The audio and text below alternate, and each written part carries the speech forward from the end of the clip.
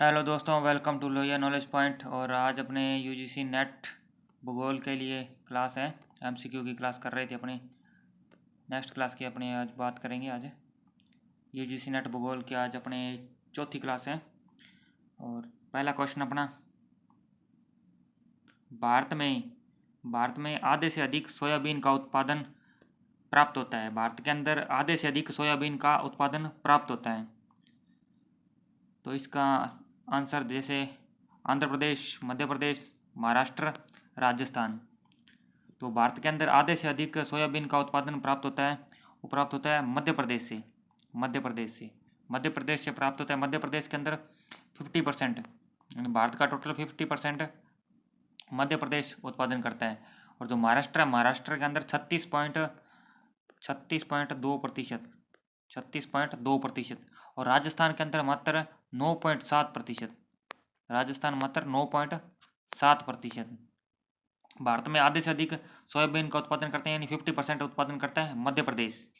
और second number पर महाराष्ट्र 36.2% और 9.7% राजस्थान उत्पादन करता है सोयाबीन का। नेक्स्ट क्वेश्चन की बात करते हैं। दक्कन ट्रैप का निर्माण हुआ था धारवाड़ ज्वालामुखी क्रिया के द्वारा, मध्यजीवी कल्पीय ज्वालामुखी क्रिया के द्वारा, क्रिटेशियस ज्वालामुखी क्रिया द्वारा, या पुराजीवी कल्पीय ज्वालामुखी क्रिया के द्वारा। तो इसका जो निर्माण किया गया था क्रिटेशियस जो काल के अंदर दरार से निकलने वाले ज्वालामुखी लावा द्वारा दक्कन ट्रैप का निर्माण हुआ था। जो क्रिटेशियस ज्वालामुखी था, इसके द्वारा क्रिया द्वारा दक्कन ट्रैप का निर्माण हुआ था। क्रिटेशियस काल के अंदर जो इसके अंदर दरार से निकलने वाला जो लावा था, और उसके द्वारा दक्कन ट्रैप का निर्माण हुआ था क्रिटेशियस ज्वालामुखी के द्वारा। ठीक है, इसका आंसर रहेगा अपना। और नेक्स्ट क्वेश्चन की बात करते हैं। और जनसंख्या घनत्व की दृष्टि से राज्यों का सही अवरोही क्रम बताना। 2011 की जनगणना के अनुसार जनसंख्या घनत्व की दृष्टि से 2011 के अनुसार बताना है। तो इसके अंदर ऑप्शन दिए गए हैं, जैसे पश्चिम बंगाल, बिहार, उत्तर प्रदेश, केरल, पश्चिम बंगाल, बिहार, उत्तर प्रदेश, बिहार, पश्चिम बंगाल, केरल, उत्तर प्रदेश, बिहार, पश्चिम बंगाल, केरल। तो इसका जो अपना सही आंसर रहेगा, जैसे सबसे ज़्यादा है जो बिहार का है। बिहार का कितना है? 1102 व्यक्ति प्रति वर्ग किलोमीटर जनसंख्या घनत्व है। और उसके बाद में बात आता है इसकी है पश्चिम बंगाल,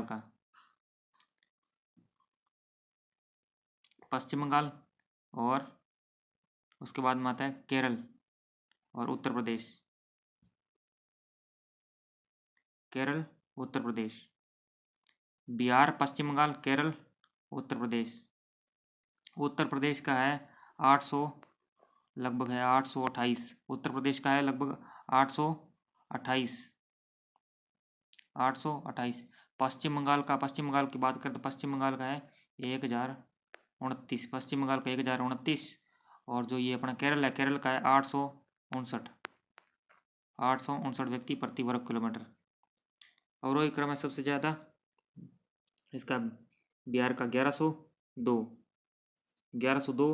और 1029। पश्चिम बंगाल का 859, केरल का, और उत्तर प्रदेश का 828। ये ऑप्शन के हिसाब से है। और नेक्स्ट क्वेश्चन की बात करते हैं। ये सी आंसर इसका सही रहेगा।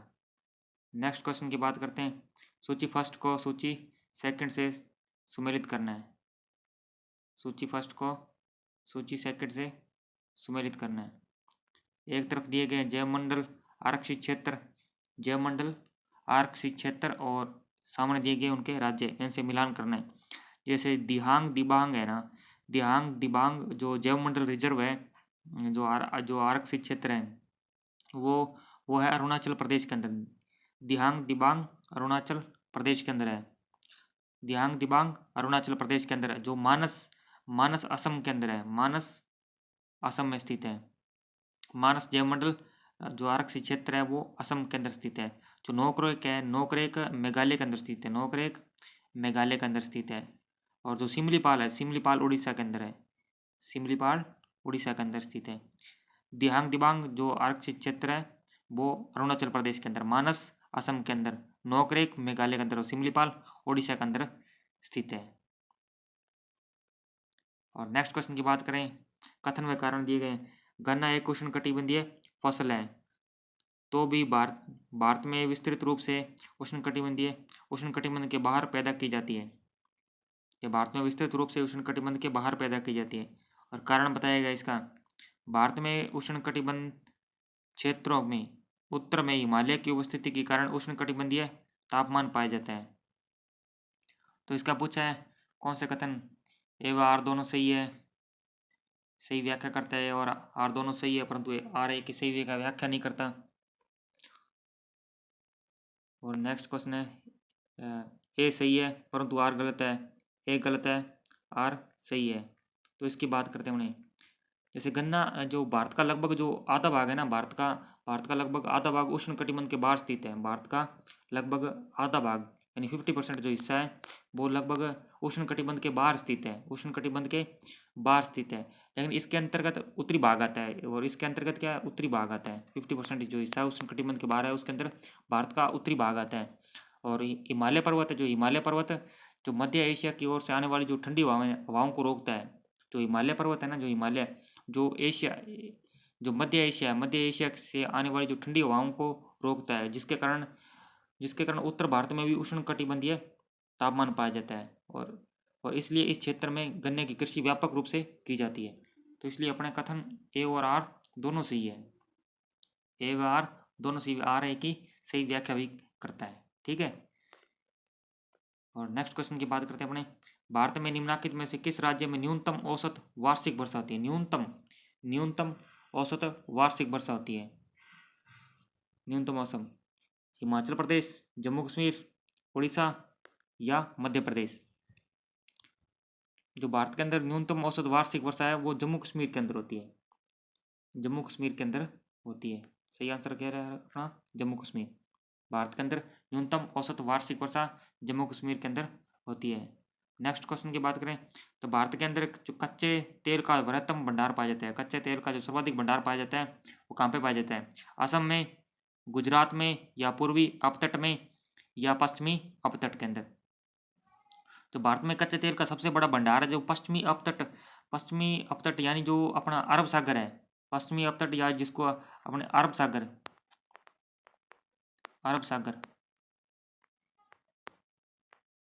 पश्चिमी अपतट या अरब सागर में है। भारत के जो कुल कच्चे तेल के जो उत्पादन का लगभग 60% हिस्सा है वो पश्चिमी अपतट से प्राप्त किए जाते हैं, यानी अरब सागर से।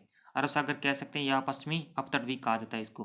पश्चिमी अपतट से अपना सही आंसर रहेगा पश्चिमी अपतट। 60% जो कच्चा तेल है भारत का वो पश्चिमी अपतट से प्राप्त किया जाता है, यानी या अरब सागर भी कहा जाता है इसको। ठीक है। और नेक्स्ट क्वेश्चन की बात करें। भारत में कोपेन का AMW जलवायु प्रकार पाया जाता है। कोपेन का AMW जलवायु प्रकार पाया जाता है पूर्वी तट में, पश्चिमी तट में, छोटा नागपुर में, या पश्चिमी हिमालय के अंदर। जो कोपेन का जो AMW जलवायु का जो इसका अर्थ था वो लघु शुष्क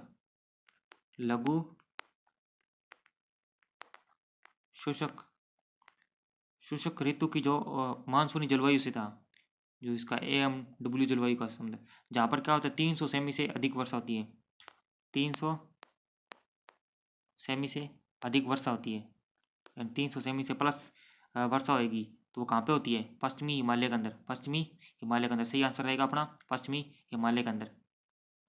ठीक है। और नेक्स्ट क्वेश्चन की बात करें। समुच्चय कार्य उत्पादन एवं स्थानिक अंत्यक्रिया का सिद्धांत प्रतिपादन किया था। समुच्चय कार्य उत्पादन व स्थानिक अंत्यक्रिया का जो सिद्धांत प्रतिपादित किया था, W रोस्टोव ने, या F पेरुक्स ने, या G मिर्डल ने, या W इजार्ड ने। ये चार ऑप्शन दिए गए अपने को। जो समुच्चय जो कार्य उत्पादन स्थानिक अंत प्रक्रिया का जो सिद्धांत है वो गुनार मिर्डल द्वारा दिया गया था। गुनार मिर्डल या G मिर्डल भी कहते हैं, इनका पूरा नाम था गुनार मिर्डल। ठीक है। नेक्स्ट क्वेश्चन की बात करते हैं अपने। प्रिंसिपल कंपोनेंट विश्लेषण पर आधारित विकास सूचकांक किसने विकसित किया था? विकास सूचकांक किसने विकसित किया था? ओई बेकर ने, या जे फ्रीडमैन ने, या आरपी मिश्र ने, या सीडी हैरिस ने। 4 ऑप्शन दिए गए अपने को। जो प्रिंसिपल कंपोनेंट विश्लेषण पर आधारित विकास सूचकांक का जो विकास किया था वो जे फ्रीडमैन के द्वारा किया गया था, जे फ्रीडमैन के द्वारा किया गया था। ये अपना आंसर रहेगा। नेक्स्ट क्वेश्चन की बात करें, संभाव्यवाद की संकल्पना संबंधित है। संभाव्यवाद की संकल्पना संबंधित है क्या जी टेलर से, या एक पूरा नाम है ग्रिफिथ टेलर, या पी हार्टस्टोन से, या डी हार्वे से, या ओ एच के स्पेट से। तो संभाव्यवाद ये जो था ना ग्रिफिथ टेलर या जी टेलर, इन्होंने संकल्पना दी थी नवनिश्चयवाद।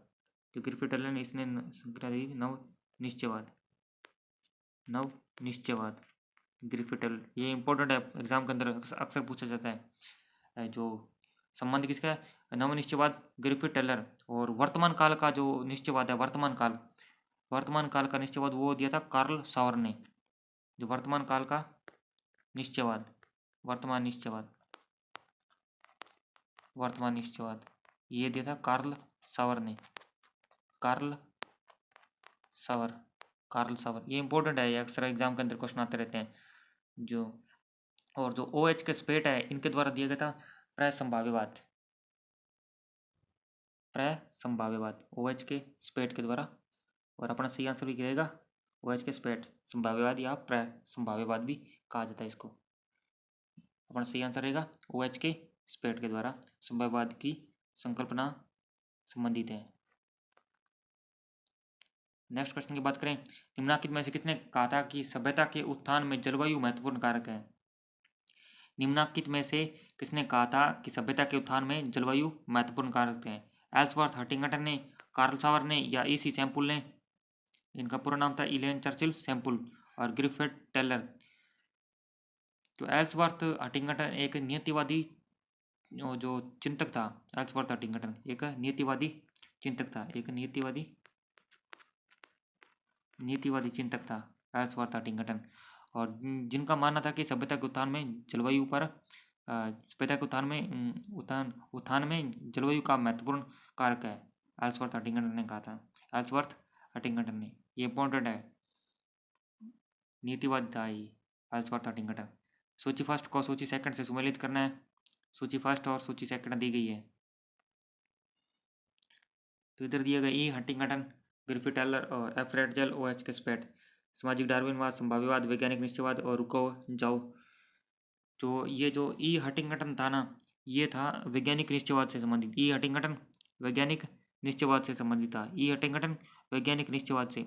और जो जी टेलर या ग्रिफिथ टेलर, इन्होंने दिया था रुको व जाओ निश्चयवाद, स्टॉप एंड गो वाला जो सिद्धांत दिया था ग्रिफिथ टेलर, रुको एवं जाओ। ये अक्सर एग्जाम के अंदर पूछा जाता है, रुको एवं जाओ। इस पे बहुत सारे क्वेश्चन आए हैं इस ग्रिफिथ टेलर के ऊपर और रुको एवं जाओ के ऊपर। और जो एफ रेटजेल है, एफ रेटजेल, जो फ्रेडरिक रेटजेल, इन्होंने दिया था सामाजिक डार्विनवाद, सामाजिक डार्विनवाद, एफ रेटजेल। और ओ एच के स्पेट अभी पढ़ा था पिछले क्वेश्चन में, ओ एच के स्पेट संभाव्यवाद। यानी एक ही पेपर के अंदर 2 बार क्वेश्चन आ गए ओ एच के स्पेट का संभाव्यवाद के ऊपर। पीछे वाला क्वेश्चन भी इसी पेपर के अंदर आया हुआ है। ये हंटिंगटन वैज्ञानिक निश्चयवाद से संबंधित है, वैज्ञानिक निश्चयवाद। और ग्रिफिथ टेलर रुको एवं जाओ निश्चयवाद। और एफ रेटजेल सामाजिक डार्विनवाद। और ओ एच के स्पेट संभाव्यवाद। ठीक है, समझ आ गया होगा आपको। नेक्स्ट क्वेश्चन की बात करें, अक्षांश व देशांतर शब्दावली का प्रयोग सर्वप्रथम किसने किया था, प्रथम बार किसने किया था। अक्षांश व देशांतर शब्दावली का प्रयोग किसने किया था। तो अपना पहला ऑप्शन है हेरोडोटस, हेरोडोटस या इराटोस्थेनीज, हेरोडोटस, इराटोस्थेनीज या पोसिडोनियम, पोसिडोनियम या टोल्मी। जो सॉरी हेरोडोटस, इराटोस्थेनीज या पोसिडोनियस या टोल्मी ने। जो अक्षांश व देशांतर शब्दावली का सर्वप्रथम प्रयोग किया था वो किया था टोल्मी के द्वारा, टोल्मी के द्वारा किया गया था, टोल्मी के द्वारा। सही आंसर रहेगा अपना टोल्मी ने ही सर्वप्रथम मानचित्रों के प्रक्षेप के संबंध में अक्षांश व देशांतर शब्द का प्रयोग किया था। टोल्मी ने किया था मानचित्रों के प्रक्षेप के संबंध में, मानचित्र प्रक्षेप के संबंध में किया था, मानचित्र प्रक्षेप के संबंध में किया था। ठीक है, और जो इनके उससे संबंधित पुस्तकों की भी रचना की थी, जो इसकी टोलमी की है, इम्पोर्टेंट है, बुक्स है इनके नेम की मैं बता देता हूँ। जैसे एक तो आता है इसका अल्मा अल्मा अल्मा जेस्ट, या जेस्ट भी कहते हैं, जेस्ट भी कहते हैं और गेस्ट भी कहते हैं, क्योंकि ये प्रोनाउंसिएशन के ऊपर है। जो इंग्लिश के अंदर है उसको GEST को गेस्ट भी पढ़ लेते हैं, कई जेस्ट भी पढ़ देते हैं, तो उसके ऊपर है। अल्मा जेस्ट भी लिखा दे देते हैं कई बार, या अल्मा गेस्ट भी कह देते हैं। और एक आते हैं, इसकी पुस्तक आती है एनेलिमा, एनेलिमा। 3-4 बुकें हैं, मैं बता देता हूँ, इसकी लिख लेना आप, अल्मा अल्मा जेस्ट या अल्मा गस्ट या एनेलिमा। और एक आती है जियोग्राफिक सिंटैक्सिस, सिंटैक्सिस सिंटैक्सिस जियोग्राफिक सिंटैक्सिस। और एक आती है जियोग्राफिया, एक आती है जियोग्राफिया, जियोग्राफिया। मैं एक बार रिपीट करते हैं, लिख लेना आप लोग। अल्माजेस्ट टोलमी की बुक हैं, अल्माजेस्ट, एनेलिमा और जियोग्राफिक सिंटैक्सिस और जियोग्राफिया। 4 बुक्स इंपॉर्टेंट है, ये याद रख लेना।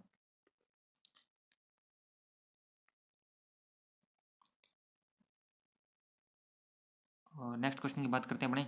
निम्नलिखित में से किसने अचार परक मैट्रिक्स का सर्जन किया था? अचार परक मैट्रिक्स का सर्जन किया था? आई बटन ने, या ए परेड ने, या आई फ्लैक्स ने, या ए पीड ने। दो अचार परक मैट्रिक्स का निर्माण किया गया था, वो परेड के द्वारा किया गया था, निर्माण किया था वो परेड ने किया था। और जिसके अंदर उसने बताया था, जैसे ये B1 B1 B1 B11 और B11 और B22 और B13 ऐसे करके बताया था इसने, B13 इस टाइप से बताया था इसने, परेड के द्वारा दिया गया था। नेक्स्ट क्वेश्चन की बात करें, निम्न में से कौन से स्पेसेस ऑफ होप नामक कार्य के लिए प्रसिद्ध है? स्पेसेस ऑफ होप नामक कार्य के लिए प्रसिद्ध है। ऑप्शन दिए गए, डी हार्वे, JB हॉल, या जी टेलर, या P टेलर।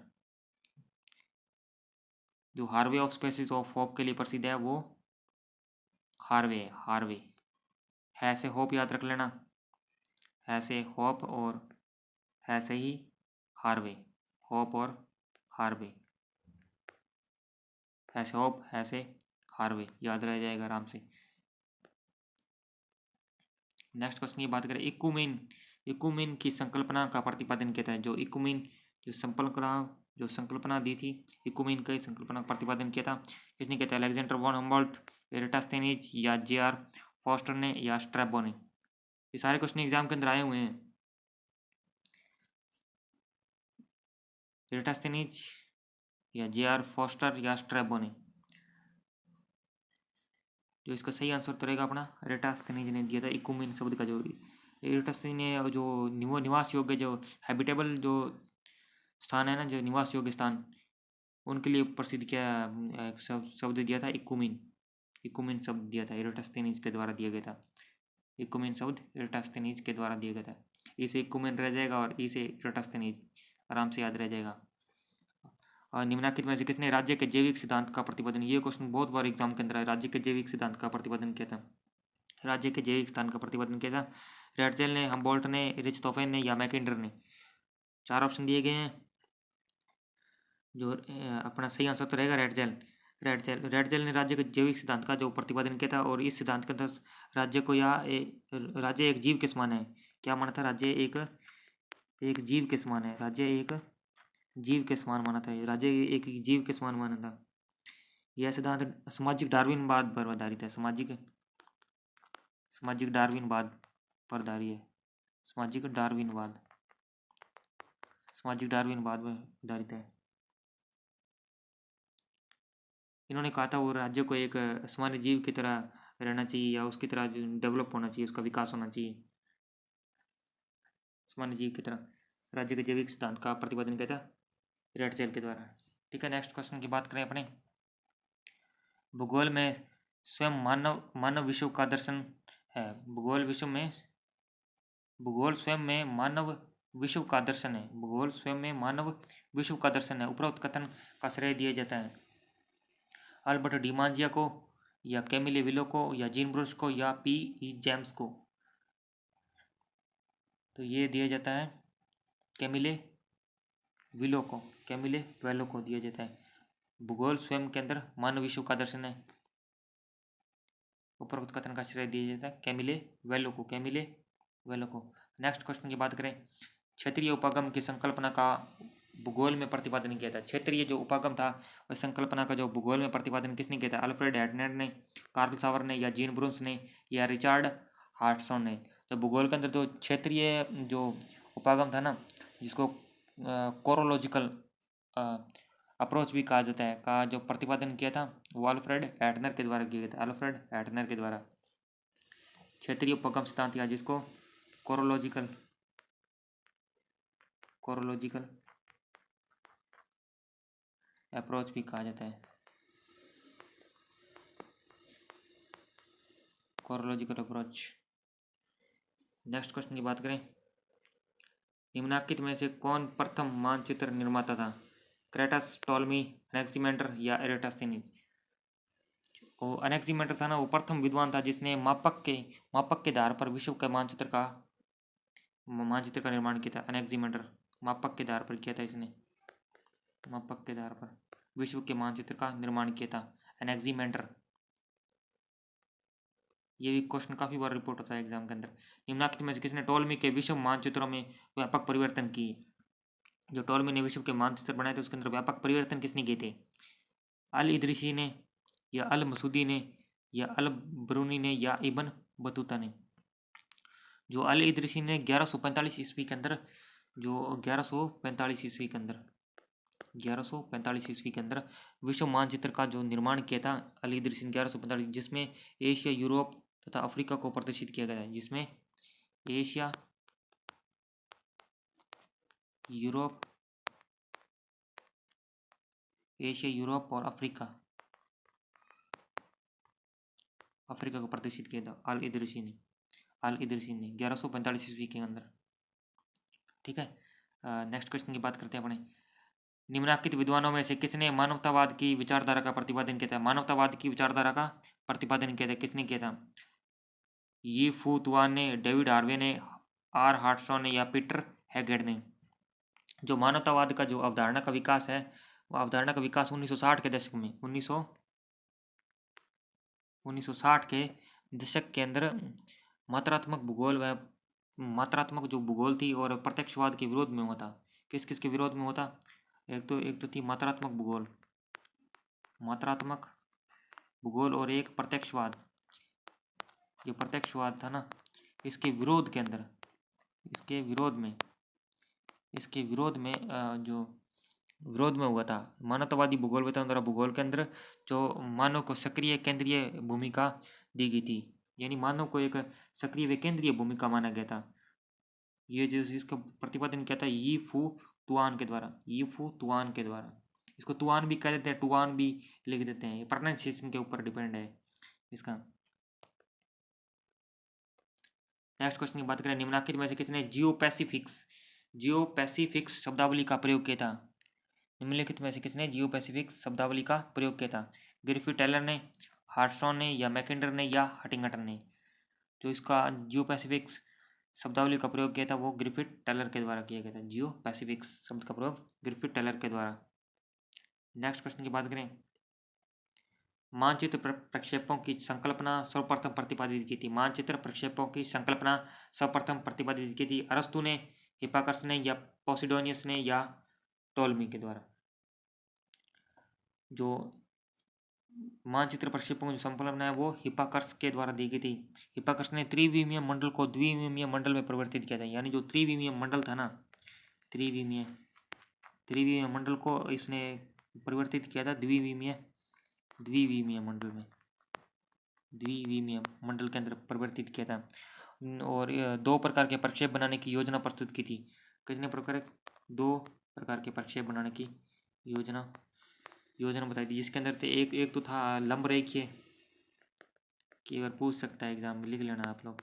एक तो आता है लंब रेखीय और एक आता है समरूपीय। लंब रेखीय और समरूपीय, यानी त्रिविमीय था, इसने द्विविमीय बना दिया था। किसने? ये हिप्पार्कस ने। ठीक है, अपना सही आंसर हिप्पाकर्स रहेगा इसका। मानचित्र प्रक्षेपों की संकल्पना सर्वप्रथम हिप्पाकर्स के द्वारा दी गई थी। और नेक्स्ट क्वेश्चन की बात करें, मानचित्रों पर ऊंचाई के प्रदर्शन के लिए, मानचित्रों पर ऊंचाई के प्रदर्शन के लिए समतल प्रदेशों में निम्नलिखित में से कौन सी विधि सर्वाधिक उपयुक्त है? मानचित्रों पर ऊंचाई के प्रदर्शन के लिए समतल प्रदेशों में निम्नलिखित में से कौन सी विधि सर्वाधिक उपयुक्त है? हैश्योर विधि या स्थानिक विधि या फार्मलाइन विधि या बेंचमार्क, बेंचमार्क या जिसको BMB B.MB कहा जाता है, बेंचमार्क फुल फॉर्म बेंचमार्क। मानचित्र पर ऊंचाई के प्रदर्शन के लिए समतल प्रदेशों में निम्नलिखित में कौन सी विधि सर्वाधिक उपयुक्त है? तो कौन सी विधि सर्वाधिक उपयुक्त है? स्थानिक ऊंचाई, स्थानिक ऊंचाई। ये जो हैश्योर विधि है ना, हैश्योर विधि, इसके अंतर्गत बारीक तथा पास पास खींची गई खंडित रेखाओं के द्वारा पर्वतीय छायाकरण करके मानचित्र में ऊंचा उच्च का प्रदर्शन किया जाता है। जो ये हैश्योर विधि है इसके द्वारा इसके अंदर क्या होता है, बारीक बारीक और जो पास पास खींची गई खंडित रेखाएं, तो खंडित रेखाएं, खंडित रेखाओं द्वारा, खंडित रेखाओं के द्वारा जो पर्वतीय छायाकरण किया जाता है, उसके बाद मानचित्रों में उच्चावच का प्रदर्शन किया जाता है हैश्योर विधि के द्वारा। और जो ये फार्म लाइन है ना, फार्म लाइन मानचित्र के अंदर समोच्च रेखाओं के मध्य स्थित एक अनुपातिक अनुपातिक समोच्च रेखाएं आकृति रेखाएं कहलाती है, समोच्च रेखाएं या इसको आकृति रेखाएं कहलाती है मानचित्र के अंदर। और जो स्थानिक ऊंचाई है, स्थानिक ऊंचाई मानचित्र में धरातल के किसी स्थान की समुद्र तल से जो ऊंचाई होती है ना, समुद्र तल से जो ऊंचाई होती है प्रदर्शित करने वाले बिंदु को स्थानिक ऊंचाई कहा जाता है। ठीक है, और जो ये बेंचमार्क है, बेंचमार्क इसके द्वारा क्या किया जाता है, दीवार व खंभों पर, दीवार और खंभों आदि पर अंकित किसी स्थान की समुद्र तल से ऊंचाई। ठीक है, इसके ऊपर कोई अपना बिंदु एक स्थान अंकित कर दिया और उसकी समुद्र तल से ऊंचाई प्रदर्शित की जाती है इस बेंचमार्क के द्वारा। ठीक है, अपना सही आंसर तो इसका रहेगा सी नंबर, स्थानिक ऊंचाई। ठीक है, नेक्स्ट क्वेश्चन की बात करते हैं, मौलवीय प्रक्षेप। मौलवीय प्रक्षेप निम्नलिखित में से किस विशेषता का प्रतिनिधित्व करता है? मौलवीय प्रक्षेप निम्नलिखित में से किस विशेषता का प्रतिनिधित्व करता है? समदूरी का या समदिशा का या समाकृतिक का या समक्षेत्र का? मौलवीय प्रक्षेप में क्षेत्रफल, मौलवीय प्रक्षेप के अंदर क्या होता है, जो क्षेत्रफल होता है वो शुद्ध रहता है। क्षेत्रफल, जो क्षेत्रफल है ना, क्षेत्रफल वो शुद्ध रहता है, क्षेत्रफल शुद्ध रहता है और इसलिए समक्षेत्र प्रक्षेप का प्रतिनिधित्व करता है, समक्षेत्र प्रक्षेप का प्रतिनिधित्व करता है। ठीक है, मौलवीय प्रक्षेप, इसका क्षेत्रफल शुद्ध रहता है। नेक्स्ट क्वेश्चन की बात करें, सूची फर्स्ट को सूची सेकंड से सम्मिलित करना है।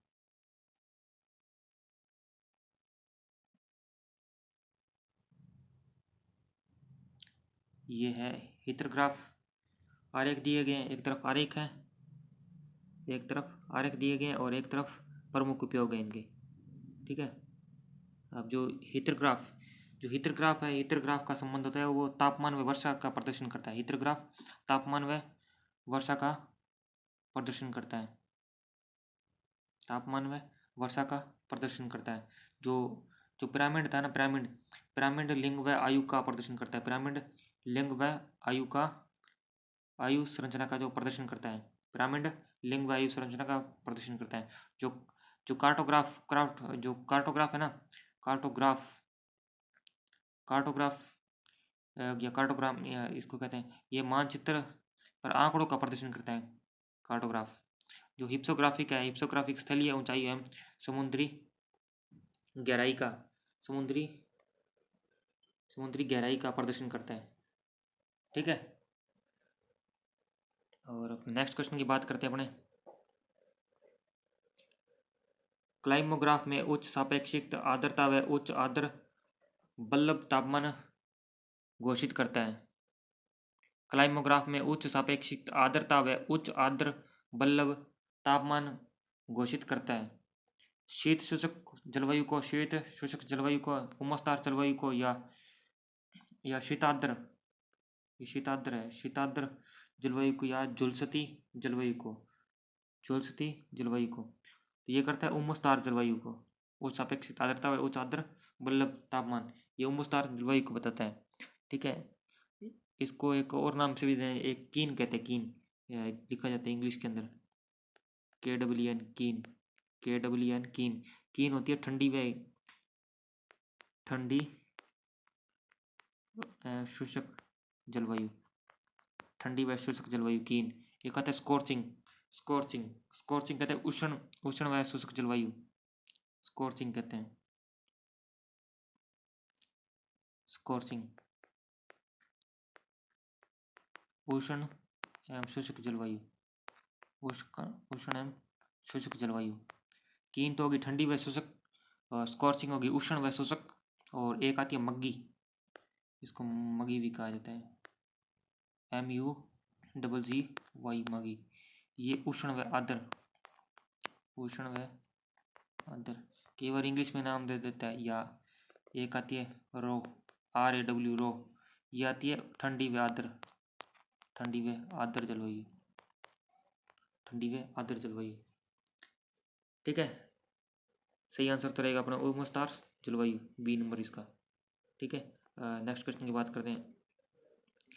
निम्नलिखित में से कौन एक प्रदर्शक बिन RF 6 इंच बराबर 1 मील के मापक को प्रदर्शित करता है।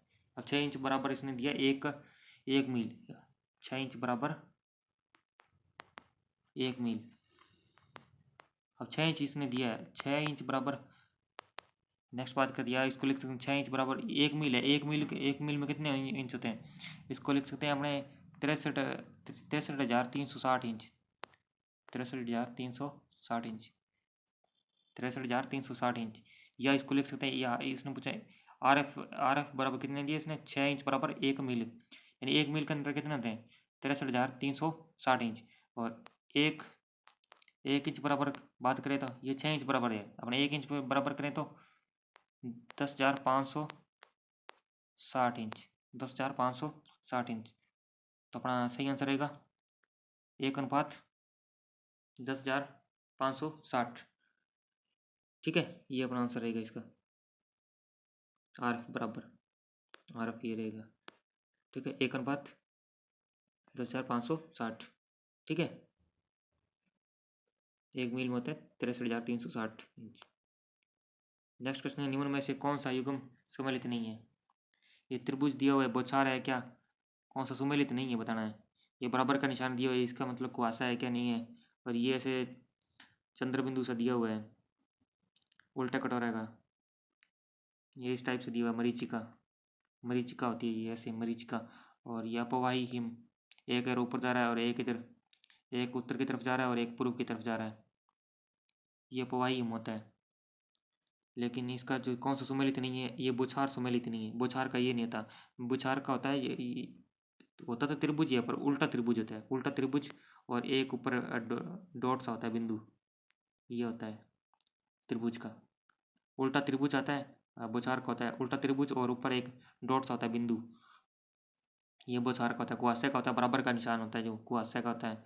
और जो ये मरीचिका होती है वो इस टाइप का होता है, मरीचिका, ये मरीचिका है इस टाइप का। और ये ऐसे एरो का निशान दिया रहता है, एरो का, एक उत्तर की तरफ जा रहा है और एक पूर्व की तरफ जा रही है, ये अपवाही हिम का निशान होता है, अपवाही हिम का निशान होता है। और अपने नेक्स्ट क्वेश्चन की बात करते हैं। सूची फर्स्ट को सूची सेकंड से सम्मिलित करना है, और एक तरफ दिए गए यंत्र और एक तरफ इनका प्रयोग बताया गया, कौन सा किस में है बताया गया। एक तो दिया गया इसके अंदर एनीमोमीटर, एनीमोमीटर और सेक्सटेंट, और ये क्लाइनोमीटर, और एक आता है रडार, क्लाइनोमीटर और रडार। जो एनीमोमीटर है, एनीमोमीटर के द्वारा क्या किया जाता है, हवा की गति मापने का यंत्र है। एनीमो ऐसे एयर याद रख लेना, ऐसे एनीमो ऐसे एयर, एयर याद रह जाएगा, एयर से याद रख लेना हवा, हवा एयर, या एयर याद रख लेना, एयर याद रह जाएगा, एयर से हवा, हवा गतिमान, या एनीमोमीटर, ऐसे एयर और ऐसे एनीमोमीटर। ठीक है, और जो सेक्सटेंट है ये एक यंत्र है, इसके द्वारा क्या किया जाता है, से सेक्सटेंट और से समुद्री जहाज, समुद्री जहाज़ों से आकाशीय पिंडों की जो ऊंचाई मापने का यंत्र कौन सा है, सेक्सटेंट। समुद्री जहाज़ों से आकाशीय पिंडों की ऊंचाई मापने का यंत्र सेक्सटेंट है। ठीक है, और क्लाइनोमीटर, क्लाइनोमीटर होता है सतह पर ढाल, सतह पर ढाल अथवा संस्तरों की नति नापने का यंत्र। ठीक है, सतह का ढाल अथवा संस्तरों की नति नापने या मापने का यंत्र कौन सा है? क्लाइनोमीटर। क्लाइनोमीटर, ठीक है। और रडार, रडार को तो आपको पता ही होगा, अंतरिक्ष में पिंडों की स्थिति निर्धारण हेतु रडार, अंतरिक्ष में पिंडों की स्थिति निर्धारण हेतु रडार। ठीक है, याद रह जाएगा, इंपॉर्टेंट है, याद रखना। नेक्स्ट क्वेश्चन की बात करते हैं। भौमिकीय मानचित्रों में त्रिबिंदु समस्या तब आती है जब कोई शैल दर्शांश या बताए गए दर्शांश बताए गए एक बिंदु पर पूर्णतः द्रष्टव्य है, या एक बिंदु पर अंशतः द्रष्टव्य है, या अनेक बिंदुओं पर अंशतः द्रष्टव्य है, या उपरोक्त में से कोई नहीं। तो ये क्या होता है? अनेक बिंदुओं के ऊपर अंशतः द्रष्टव्य होते हैं। अपना सही आंसर रहेगा सी नंबर, अनेक बिंदुओं पर अंशतः द्रष्टव्य होते हैं।